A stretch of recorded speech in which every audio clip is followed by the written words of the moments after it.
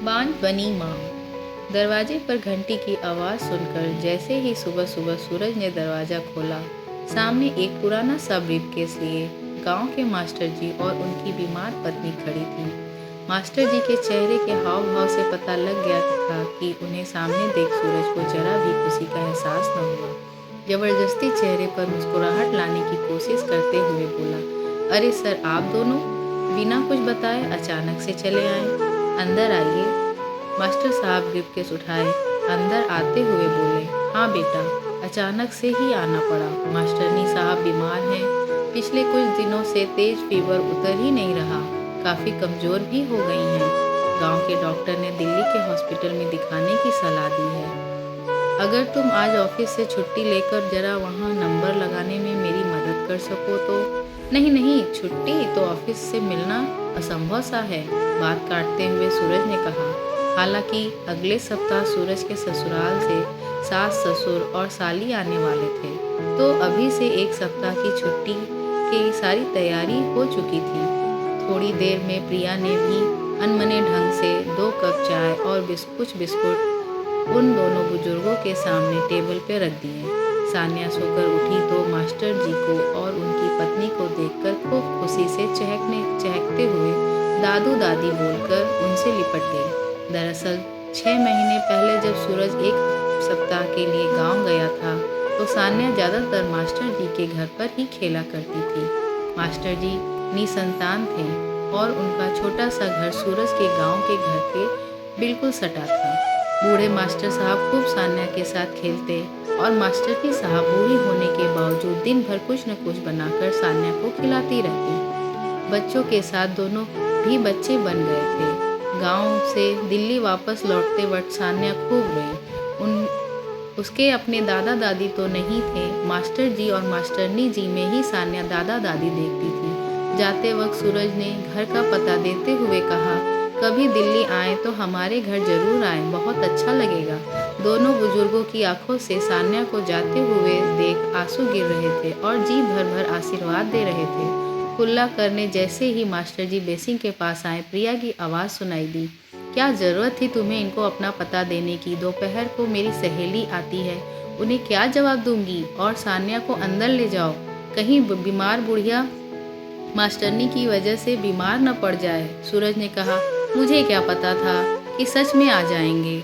रुको, किसी तरह इन्हें यहाँ से टरकाता हूँ। दोनों बुजुर्ग यात्रा से थके हारे और भूखे आए थे। सोचा था बड़े इत्मीनान से सूरज के घर चलकर सबके साथ आराम से नाश्ता करेंगे।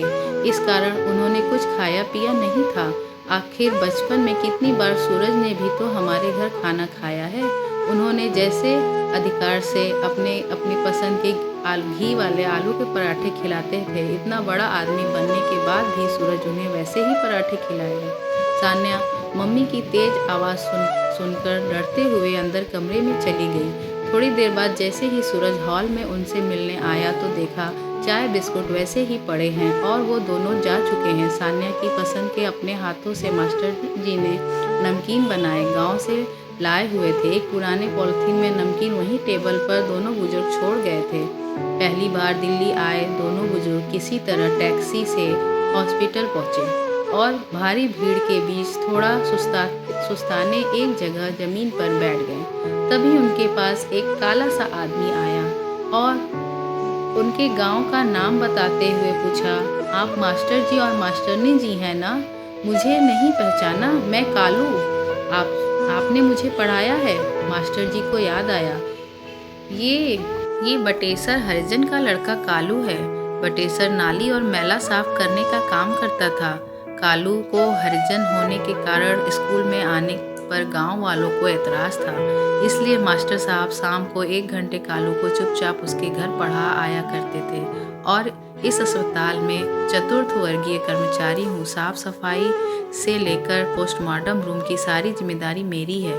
फिर तुरंत उनका ब्रीफकेस अपने सर पर उठाया, अपने रूम वाले छोटे से क्वार्टर में ले गया। रास्ते में अपने साथ काम करने वाले लोगों को खुशी खुशी बता रहा था, मेरे रिश्तेदार आए हैं, मैं उन्हें घर पहुंचाकर अभी आता हूं। घर पहुंचते ही पत्नी को सारी बात बताई। पत्नी ने भी खुशी खुशी तुरंत दोनों के पैर छुए और फिर सब सब मिलकर एक साथ गर्मा गर्म नाश्ता किया। फिर कालू की बीवी ने अपनी छोटी सी बेटी को मास्टरनी साहब की गोद में बिठा दिया। बच्ची उस बुजुर्ग के साथ खेलने लगी। कालू बोला, आप लोग आराम करें, आज मैं जो कुछ भी हूँ आपकी बदौलत हूँ। फिर कालू अस्पताल में नंबर लगा आया। कालू की माँ नहीं थी बचपन से ही। मास्टरनी साहब का नंबर आते ही कालू हाथ जोड़कर डॉक्टर से बोला, जरा अच्छे से इनका इलाज करना डॉक्टर साहब, ये मेरी बूढ़ी माँ ही है। सुनकर बूढ़ी माँ ने आशीर्वाद की झड़ियाँ लगाते हुए अपने कांपते हाथ कालू के सर पे रख दिए। वो बांझ औरत आज सचमुच माँ बन गई थी। उसे आज बेटा मिल गया था और उस बिन माँ के कालू को माँ मिल गई थी।